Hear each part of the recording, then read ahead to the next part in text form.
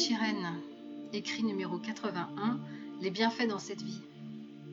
En ce tout début de nouvelle année, votre messager m'a bien transmis vos vœux. Je vous transmets aussi les miens.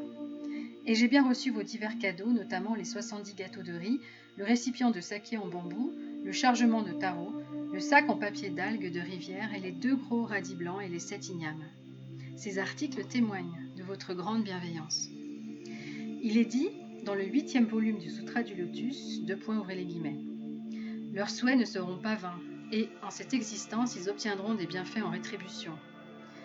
On y lit également, il aura aussi en cette existence une rétribution manifeste, fermez les guillemets.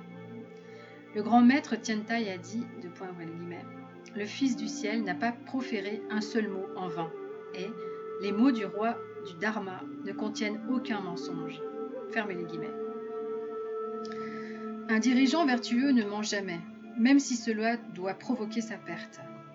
Ceci est d'autant plus vrai pour l'ainsi venu Shakyamuni qui, alors qu'il était le roi clarté universelle dans une existence antérieure, revint au palais du roi pied taché pour être exécuté parce qu'il observait le précepte interdisant le mensonge. Quand il rencontra le roi Kali dans une autre existence passée, il déclara que les gens qui disent rarement la vérité ou profèrent de grands mensonges tomberont en enfer.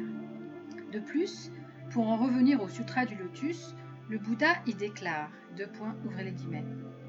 l'honoré du monde qui depuis longtemps déjà expose des doctrines adaptées à ses auditeurs doit maintenant révéler la vérité tout entière, fermez les guillemets.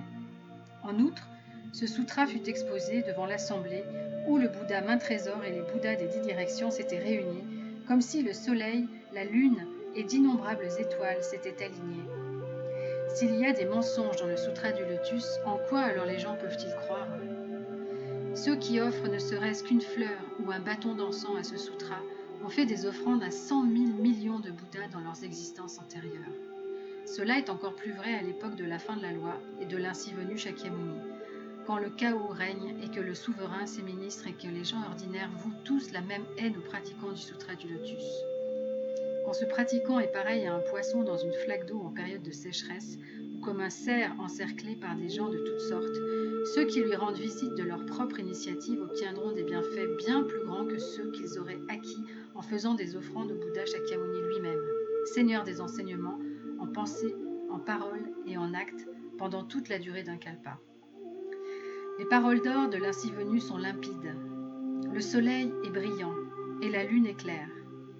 Les mots du Sutra du Lotus sont brillants et clairs et brillants, comme le reflet d'un visage dans un miroir transparent ou l'image de la lune dans l'eau cristalline. Se pourrait-il alors que la déclaration de l'ainsi venu dans cette existence actuelle, ils obtiendront des bienfaits en rétribution, ou sa proclamation « il aura dans cette existence même une rétribution manifeste » ne soit vide de sens que pour Nanjo Shishiro Jiro ? Il est certain que même s'il pouvait exister une époque où le soleil se levait à l'ouest, ou s'il devait venir un temps où la lune émergeait du sol, les paroles du Bouddha ne se révéleraient jamais fausses. De ce point de vue, il ne peut y avoir le moindre doute sur le fait que votre regretté père est maintenant en présence du Bouddha Shakyamuni, Seigneur des enseignements, et que vous recevrez de grands bienfaits dans votre existence présente. C'est vraiment merveilleux, vraiment splendide. Nichiren. Le 19e jour du premier mois de la 2e année de Kenji, 1276, réponse à Nanjo.